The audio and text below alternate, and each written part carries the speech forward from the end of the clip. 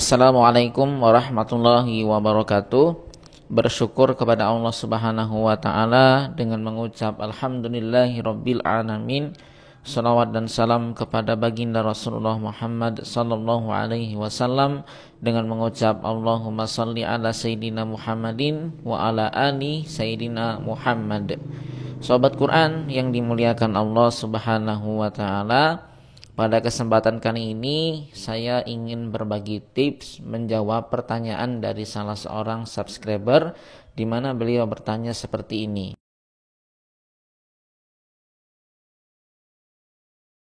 Sobat Quran yang dimuliakan Allah Subhanahu wa taala, ayat-ayat yang sulit, ayat-ayat yang jarang, kalimatnya susah dihafal, sebetulnya akan mudah diingat daripada ayat-ayat yang mudah, kalimat yang familiar, kalimat yang sering digunakan oleh ayat Al-Quran dan banyak yang mirip, banyak yang sama. Menghafal, mengingat ayat yang mirip itu lebih sulit daripada mengingat ayat-ayat yang jarang ditemui. Nah, ini kebalikan ya, terbalik nih. Kalau ayat-ayat yang banyak miripnya itu mudah dihafal, tapi setelah dihafal sulit untuk diingat karena banyak samanya, banyak kembarnya dengan ayat yang lain, sehingga kita sering lompat-lompat tuh. Harusnya ayat satu lompat ke surat yang lain gitu. Tapi kalau ayat-ayat yang sulit, kalimatnya tuh susah diucapkan, kemudian jarang ditemui, ini proses menghafalnya yang sulit. Bisa jadi durasi menghafalnya itu lebih lama daripada menghafal ayat-ayat yang biasa-biasa saja. Tapi di balik kesulitan menghafal itu, sekali dia hafal, sekali dia masuk, insya Allah akan lengket, insya Allah akan mudah. Kenapa? Karena ketika dia sudah masuk, dia akan tertanam. Ya, proses menghafal yang sulit itu membuat hafalan itu lebih kuat. Karena dengan sulitnya menghafal, proses repitasi atau pengulangan ketika menghafal itu lebih banyak, sehingga akan menguatkan hafalan. Gitu. Ibarat ukiran itu, ukirannya jadi semakin jelas karena lebih sering kita goreskan gitu loh. Kalau kita ibarat mengukir sesuatu ya, kalau menghafal ayat yang mudah itu ibaratnya ya hanya mengukir 1 kali gores atau 2 kali gores, 3 kali gores sudah cukup.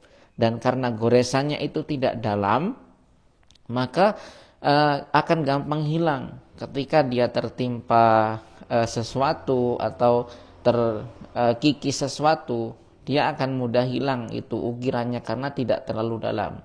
Tapi ketika kita menghafal Quran itu sulit pada ayat-ayat yang sulit dihafal, ukirannya itu ibaratnya seperti kita mengukir sesuatu yang dengan dilakukan goresan yang banyak.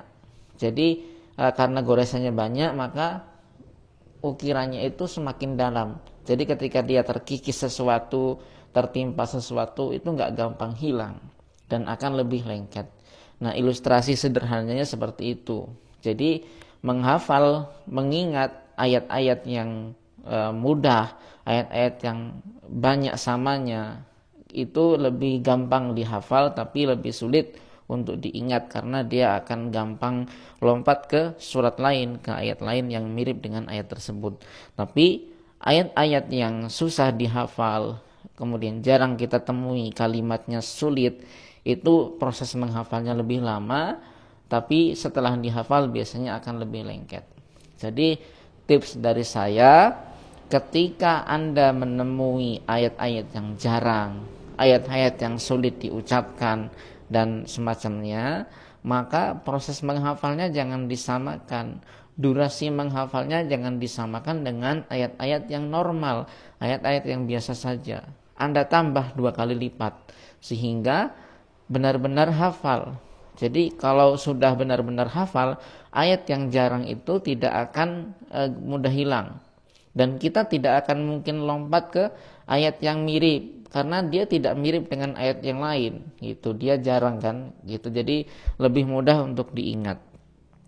Nah mungkin itu tips dari saya. Intinya durasi menghafal ayat yang sulit itu lebih banyak daripada menghafal ayat-ayat yang biasa-biasa saja, karena insya Allah jika kualitasnya baik, sekali dia hafal sulit untuk hilang atau tidak mudah hilang.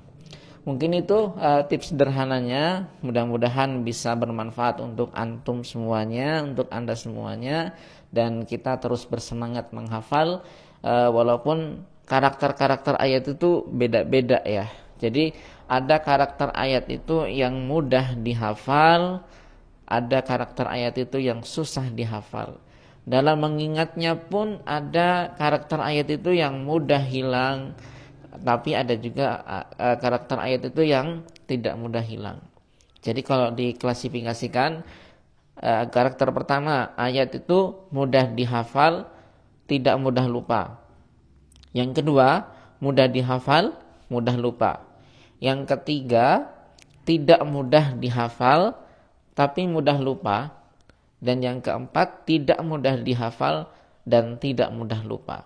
Nah, kita perlu mengenali karakter ayat yang kita hafal sehingga kita nanti akan bisa memberikan tindakan, melakukan sesuatu untuk menjaga ayat yang kita hafalkan sesuai dengan karakternya.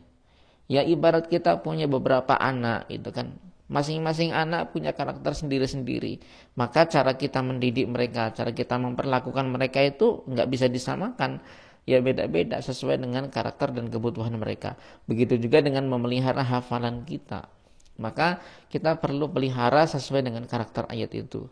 Maka bisa jadi suatu surat, kalau kita punya hafal 5 surat nih, surat pertama 2, 3, 4, 5. Dari kelima surat itu jumlah murojaah yang kita lakukan bisa jadi beda-beda.